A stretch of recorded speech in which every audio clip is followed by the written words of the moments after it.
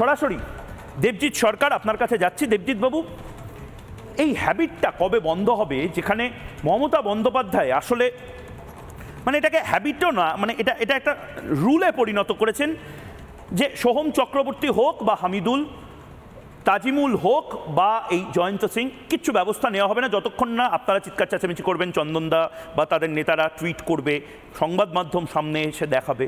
আর দেখালেও বিপদ, এখন আমাদের আইনজীবী খুঁজতে যেতে হবে কেন দেখিয়েছি।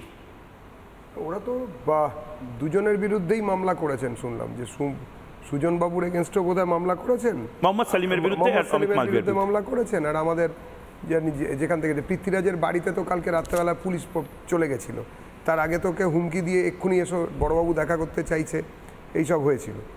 আমি এগুলো হচ্ছে যেহেতু মামলা চলছে আমি মন্তব্য করতে চাই না, কিন্তু না করেও কিছু উপায় নেই। আর আপনি জিজ্ঞেস করছেন ভাই কবে বন্ধ হবে, আপনার মনে আছে এ তো চলে, আমাদের রাজ্যে তো এরকমই চলে, এটাই তো স্বাভাবিক।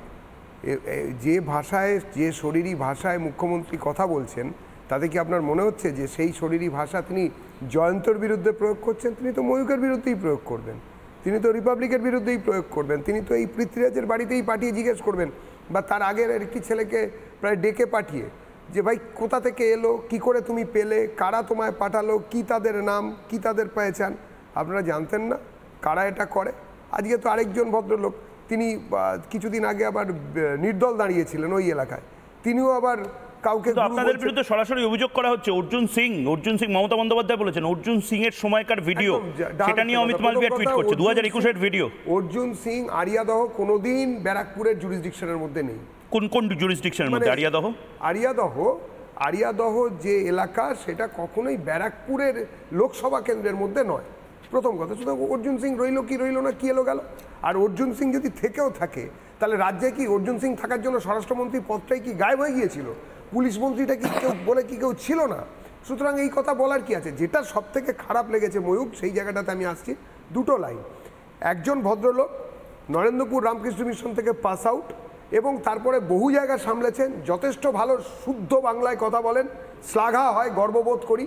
সেই ভদ্রলোক আজকে সাংবাদিক সম্মেলন করে বলছেন যে এই এক অদ্ভুত জিনিস, যে বলছেন যে ওই আমরা খুব দেখে শুনে ভেবে বুঝেছি ওটা মহিলা নয় যাকে পেটানো হয়েছে। প্রেসের সামনে বলছেন, আরে মহিলা হোক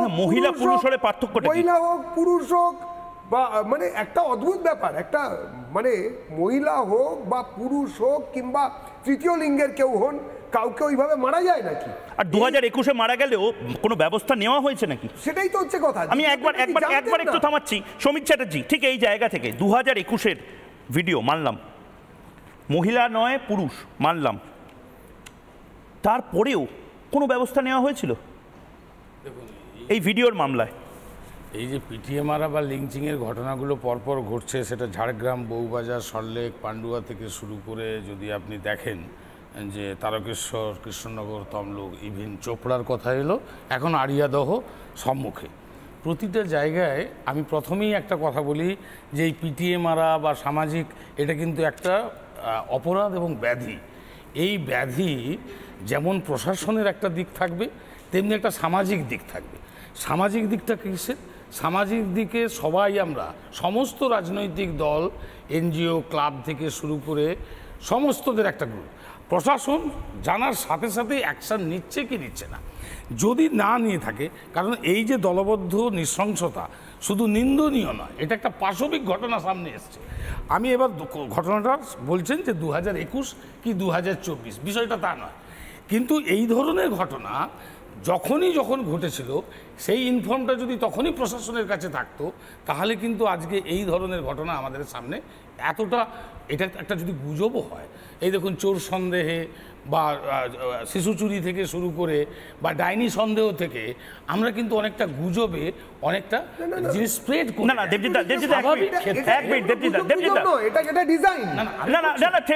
দেবজিৎ আমি রিকোয়েস্ট করছি, আপনি আজকে আমার কাছে একেবারে দেবজিৎ সরকার রয়েছে, চন্দনদা রয়েছে এবং সমীর চ্যাটার্জি, আমি পুরো ডিবেটটা এই তিনজনকে দিয়ে করব।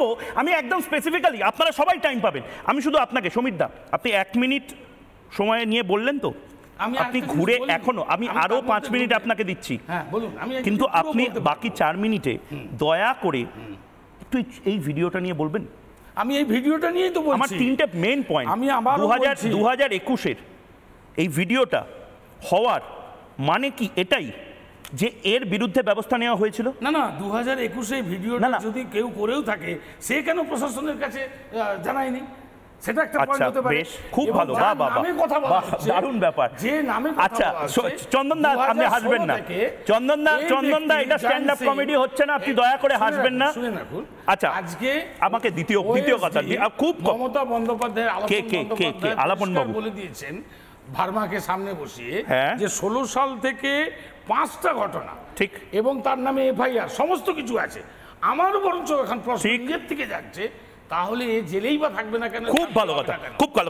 আমি একবার পিসিআর কে বলবো, পিসিআর কে এই মুহূর্তে বলবো, আমি খুব ভালো কথা, একদম পিসিআর কে বলবো। আলাপন বন্দ্যোপাধ্যায় প্রাক্তন সাংবাদিক, আমি নিজে খুব রেসপেক্ট করি আলাপন বন্দ্যোপাধ্যায়। আমলা, খুব সুলেখক, বাংলা যেভাবে বলেন আমি প্র্যাকটিস করি ওরমভাবে। প্রেস কনফারেন্স যদি কোনোদিন আমি করতে পারতাম, দেখুন প্রেস কনফারেন্সও ইংলিশ শব্দ বলে দিলাম, কিন্তু আলাপন বন্দ্যোপাধ্যায় কি সুন্দরভাবে সবকটা শব্দ বাংলায় বলে যে কথাগুলো বললেন, সেই কথাগুলো ভয়ঙ্করভাবে গোটা সিস্টেমকে নাড়িয়ে দেওয়ার মতন। একবার শুনি, তারপরে আমি চন্দনদার কাছে যাব।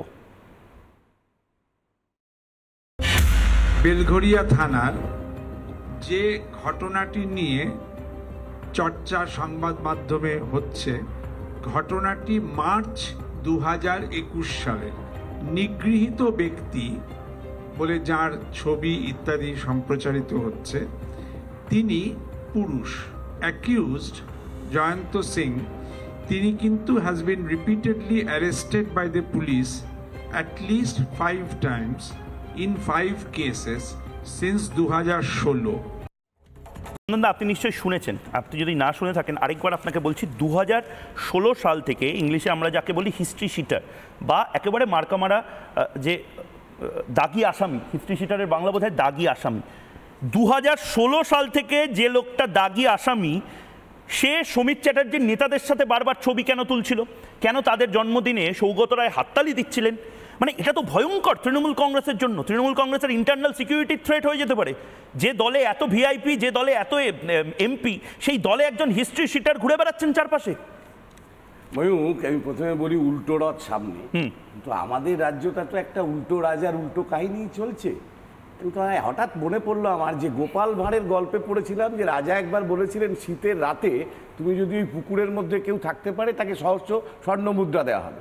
এক গরিব সেখানে সারা রাত থাকলো জলের মধ্যে ডুবে, সকালবেলা তার প্রাইজ ক্যান্সেল হয়ে গেল। কেন না, দূরে একটা জায়গায় দ্বীপ জ্বলছে, সেই দ্বীপের উত্তাপ থেকে ইনি উত্তাপিত হয়েছেন, তাই ওর প্রাইজ ক্যান্সেল। পরে গোপাল ভাঁড়কে আবার রাজাকে প্রমাণ করতে হলো তাল গাছের ওপরে খিচুড়ির হাঁড়ি রেখে আর তলায় একটা মোমবাতি রেখে, যে তাহলে এখান থেকে খিচুড়ি হয় না। আমাদের রাজ্যে তাই চলছে। যিনি প্রতিবাদ করবেন, আজকে থেকে নয়, আপনারা ভুলে গেলেন যে মাঝদিয়া কলেজে বেল হবে আর রায়গঞ্জে জেল হবে? আপনারা ভুলে গেলেন অম্বিকেশ মহাপাত্র একটা ছোট্ট ঘটনাকে ফরওয়ার্ড করলেন একটা কার্টুনকে। সমীরবাবু কি করে ভুলছেন আমি জানি না, যে একটা কার্টুনকে ফরওয়ার্ড করলেন, মুকুল ভ্যানিস। আজকে মুকুল এপাশ ওপাশ ধপাস করে সত্যি ভ্যানিস, কিন্তু দেখুন তার কিন্তু জেল হলো। আপনারা কি করে ভুলবেন যে সন্দেশখালিতেও এরকম ঘটনা ঘটেছিল, মাঝখান থেকে জেল হলো 17 দিন ধরে নিরাপদ সর্দার? কি করে ভুলবেন?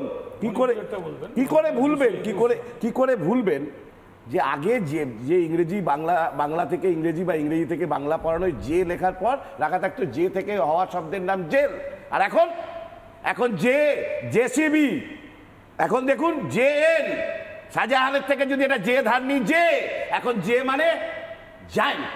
গোটা পশ্চিম বাংলা জুড়ে তৃণমূল জায়েন্ট তৈরি করে যাচ্ছে তার সমাজে কর্তৃত্ব রাখার জন্য। এই তো সবে একটা উপনির্বাচন হলো, কি দেখলেন মানুষ?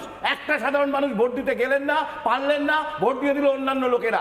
এত কর্তৃত্ববাদে ভোগার জন্যেই সমাজে এই জিনিস তৈরি হচ্ছে। তৃতীয় কারণ, শিক্ষামন্ত্রী জেলে থাকলে কি হবে বলো ময়ূক?